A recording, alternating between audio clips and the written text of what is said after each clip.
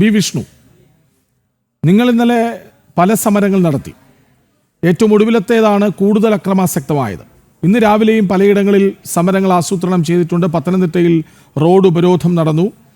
ഇന്നിപ്പോൾ തലസ്ഥാനത്ത് എന്തു പ്രതിഷേധമാണ്?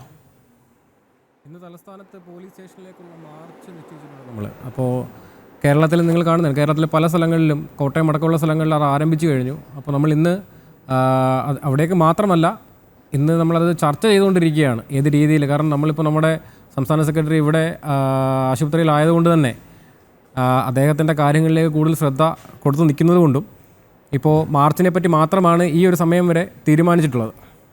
അതുപോലെ ഏത് തരത്തിൽ ഈ പറഞ്ഞ നേരത്തെ ഉല്ലാസേട്ടൻ പറഞ്ഞതുപോലെ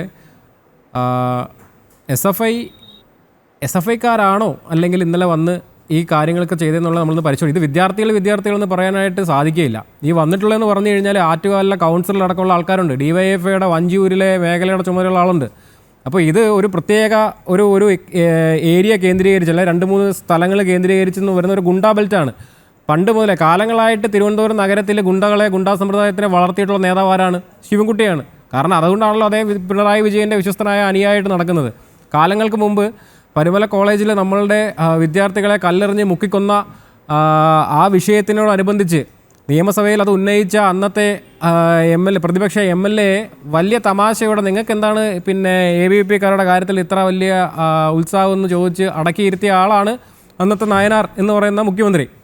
അയാളുടെ പിൻതലമുറക്കാരനാണ് ഈ പറയുന്ന പിണറായി വിജയൻ.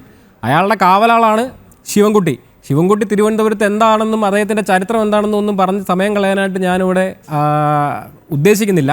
അതുപോലെ തന്നെ 2 പ്രധാനപ്പെട്ട കാര്യങ്ങൾ കലാലയങ്ങളെ സംബന്ധിച്ചിട്ടുള്ള. ഇവിടുത്തെ പ്രധാനപ്പെട്ട 3 കലാലയങ്ങൾ നമ്മളിപ്പോൾ സംസ്കൃത കോളേജിൽ, അതേപോലെ തന്നെ യൂണിവേഴ്സിറ്റി കോളേജിൽ, കാര്യവട്ടത്ത്, ഈ സ്ഥലങ്ങളിൽ എവിടെയെങ്കിലും തന്നെ ഇവർക്ക് യൂണിറ്റ് ഉണ്ടോ? യൂണിവേഴ്സിറ്റി കോളേജിൽ ഭിന്നശേഷിക്കാരനായിട്ടുള്ളൊരു വിദ്യാർത്ഥിയെ മർദ്ദിച്ചതിൻ്റെ ഭാഗമായിട്ട് ഇവരുടെ നേതൃത്വം തന്നെയാണ് അത് പിരിച്ചുവിട്ടത്. അപ്പോൾ അവരുടെ പാർട്ടി സമ്മേളനത്തിലടക്കം ഈ വിഷയം ചർച്ച ചെയ്തതാണ്. SFIയെ നിലയ്ക്ക് നിർത്തണമെന്ന് പറഞ്ഞത് മറ്റാരുമല്ല, CPM-ൻ്റെ അന്നത്തെ സംസ്ഥാന സെക്രട്ടറിയാണ്. അപ്പോൾ എന്തുകൊണ്ടായിരിക്കും അവരത് പറഞ്ഞത്? ഒരു സംഘടനയ്ക്ക് പോലും, പേരൻ്റൽ സംഘടനയ്ക്ക് പോലും അത് കൺട്രോൾ ചെയ്യാൻ പറ്റാത്ത രീതിയിൽ നാടിന് മൊത്തത്തിലൊരു വിപത്തായിട്ട് അവർ വളർന്നു വരികയാണ്. അടുത്ത തലമുറ, നെക്സ്റ്റ് ജനറേഷൻ ഓഫ് ഗൂൺസിനെ അവർ ഉണ്ടായിക്കൊണ്ടിരിക്കുന്നത്. മനസ്സിലായില്ലേ? ഇപ്പോൾ 2025 കാലം മാറിയിട്ട് പോലും അത് മനസ്സിലാക്കാതെ ഇത്തരത്തിലെ കയ്യൂക്ക് കൊണ്ട് മാത്രമേ അധികാരം പിടിക്കാനാവൂ എന്നുള്ള സങ്കല്പമാണ് അവർക്ക്. തിരുവനന്തപുരത്തെ ഭരണപരാജയം മറച്ചു വയ്ക്കുന്നത് പ്രധാനപ്പെട്ട ഒരു ഘടകമാണ്. അവരുടെ മേയറുടെ എടുത്തു പറഞ്ഞു കഴിഞ്ഞാൽ ഇലക്ഷൻ വരികയാണ്. ഇതിനോടനുബന്ധിച്ച് തന്നെയാണ് നടക്കുന്നതെന്നാണ് ഞാൻ മനസ്സിലാക്കുന്നത്. ഈ വിഷയങ്ങളിലേക്ക് പോകുന്നത് അത് തന്നെയാണ്. കാരണം പ്രതിഷേധങ്ങളൊക്കെ സമാധാനപരമായിട്ട് ABVP കഴിഞ്ഞ കുറേ വർഷങ്ങളായിട്ട് ചെയ്യുന്നുണ്ട്. എന്തുകൊണ്ടാണ് ഇപ്പോൾ ഇത്രയും വലിയ പ്രശ്നമുണ്ടായതെന്ന് മനസ്സിലാവുന്നില്ല.